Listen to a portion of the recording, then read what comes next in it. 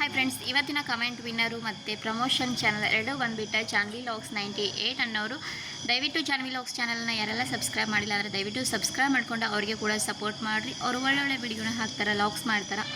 So ಹೋಗಿ ನೋಡಿ support ಮಾಡಿರಿ ಫ್ರೆಂಡ್ಸ್. ಮತ್ತು ನಾನು ಯಾವುದೇ ದುಡ್ಡು ತೊಗೊಂಡದು ಪ್ರಮೋಷನ್ ಮಾಡೋಕತ್ತಿಲ್ಲ ಫ್ರೆಂಡ್ಸ್.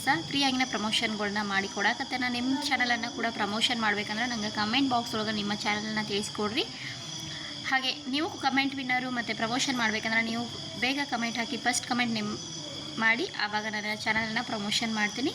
ಡೈಲಿ ಒಬ್ಬರು ಹಾಕಿದ್ರೆ ಅವ್ರ ಚಾನಲ್ ತೊಗೊಳಂಗಿಲ್ಲ, ಯಾರು ಬೇರೆಯವ್ರು ಹಾಕಿರ್ತಾರಲ್ವ ಅವ್ರ ಚಾನಲ್ ಕೂಡ ನಾನು ಪ್ರಮೋಷನ್ ಮಾಡ್ತೀನಿ ಫ್ರೆಂಡ್ಸ್. ಐ ಹೋಪ್ ನಿಮಗೆ ನನ್ನ ವಿಡಿಯೋಗಳು ಇಷ್ಟ ಆಗುತ್ತವಂತ ಅನ್ಕೋತೀನಿ. ವಿಡಿಯೋ ಇಷ್ಟವಾದರೆ ಲೈಕ್ ಮಾಡಿರಿ, ಶೇರ್ ಮಾಡಿರಿ. ಅದೇ ಥರ ನಾನು ಜಾನ್ವಿ ಲಾಗ್ಸ್ ಅನ್ನೋ ಚಾನಲ್ದ ಫೋಟೋ ಕೂಡ ಸೈಡಲ್ಲಿ ಹಾಕಿದ್ದೀನಿ. ಮತ್ತು ಅದೇ ಥರ ಅವ್ರ ಚಾನಲ್ನ ಲಿಂಕನ್ನು ಡಿಸ್ಕ್ರಿಪ್ಷನ್ ಬಾಕ್ಸಲ್ಲಿ ಕೂಡ ಹಾಕಿರ್ತೀನಿ, ಹೋಗಿ ಸಪೋರ್ಟ್ ಮಾಡಿರಿ ಫ್ರೆಂಡ್ಸ್.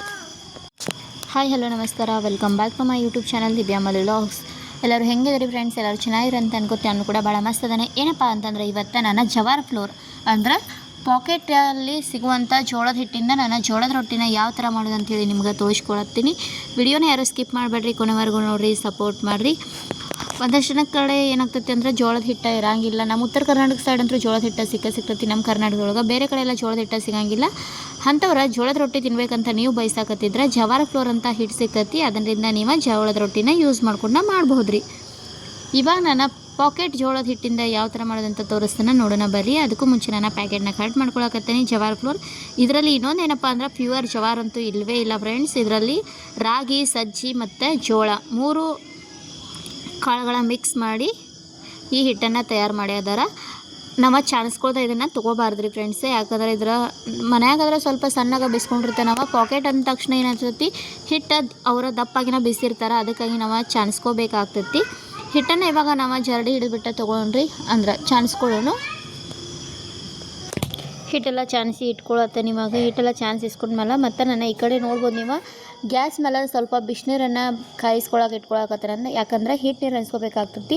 ಯಾವುದೇ ನಾವು ರೊಟ್ಟಿ ಮಾಡಲಿ, ಜೋಳದ ರೊಟ್ಟಿ ಆಗಲಿ ಅಥವಾ ಪಾಕೆಟ್ ಹಿಟ್ಟಾಗಲಿ, ನಾವು ಬೇಯಿಸ್ಕೊಂಡಿದ್ದಾಗಿರಲಿ, ನಾವು ಲಟ್ಟಿಸ್ ಮಾಡೋದಾಯ್ತು, ಕೈಯಿಂದ ತಟ್ಟಿ ಮಾಡೋದಾಯ್ತು, ಯಾವುದೇ ಮಾಡಲಿ ನಾವು ಹಿಟ್ಟನ್ನು ಮೊದಲು ಏನು ಮಾಡ್ಬೇಕಂದ್ರೆ ಅದಕ್ಕೆ ಬಿಸಿನೀರನ್ನು ಹಾಕ್ಕೊಳ್ಳಬೇಕಾಗ್ತೈತಿ ಫ್ರೆಂಡ್ಸ್. ಹಿಟ್ಟು ನೀರು ಅನಿಸ್ಕೊಳ್ಳಲ್ಲ, ಜೋಳದ ರೊಟ್ಟಿ ಪರ್ಫೆಕ್ಟಾಗಿ ಬರೋಂಗಿಲ್ಲ ಫ್ರೆಂಡ್ಸ್. ಅದಕ್ಕಾಗಿ ನಾವು ಹಿಟ್ಟು ನೀರನ್ನು ಹಾಕ್ಕೊಳ್ಳಬೇಕಾಗ್ತೈತಿ. ಹಿಟ್ಟು ನೀರು ಕಾಯಕ್ಕಿಟ್ಟೇನೆ ಈ ಕಡೆ ನಾನು ಹಿಟ್ಟನ್ನೆಲ್ಲ ಕೂಡ ಚಾನಿಸಿ ಇಟ್ಕೊಂಡು ಇವಾಗ ಹಿಟ್ಟು ನೀರು ಬಿಸಿಯಾಗಿ ಕುದಿಬೇಕವ, ಅಂದ್ರೆ ಕುದಿ ಬರಬೇಕು, ಅವಾಗ ಹಿಟ್ಟು ನೀರು ಅನಿಸ್ಕೋಬೇಕಾಗ್ತೈತಿ. ಅಂದ್ರೆ ರೊಟ್ಟಿ ಕರೆಕ್ಟಾಗಿ ಮೆತ್ತಗೆ ಆಗ್ತಾವ ಫ್ರೆಂಡ್ಸ್. ಇವಾಗ ಮತ್ತು ನಡುವೆ ಈ ಥರ ನಾವು ಮಾಡ್ಕೋಬೇಕಾಗ್ತೈತಿ.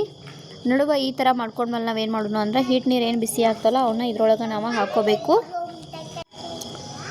ಇವಾಗ ನಿಮ್ಗೆ ನೀರು ತೋರಿಸ್ತಾನೆ ಯಾವ ಥರ ಕುದಿ ಬಂದಾವ ಅಂಥೇಳಿ ನೋಡ್ಬೋದು. ನೀವಿಲ್ಲಿ ಹಿಟ್ಟು ನೀರೆಲ್ಲ ಫುಲ್ಲ ಕುದಿ ಬಂದಾವ ಫ್ರೆಂಡ್ಸ್. ಇವಾಗ ಹಿಟ್ಟು ನೀರನ್ನು ಹಾಕ್ಕೊಳಕತ್ತೇನೆ ನಾನು.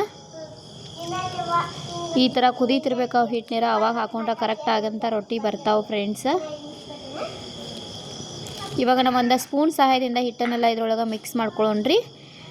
ಆಮೇಲೆ ಸ್ವಲ್ಪ ನೀರನ್ನು ಹಾಕಿಬಿಟ್ಟು ಹಿಟ್ಟನ್ನು ಚೆನ್ನಾಗಿ ನದ್ಕೋಬೇಕಾಗ್ತೈತಿ ಫ್ರೆಂಡ್ಸ್.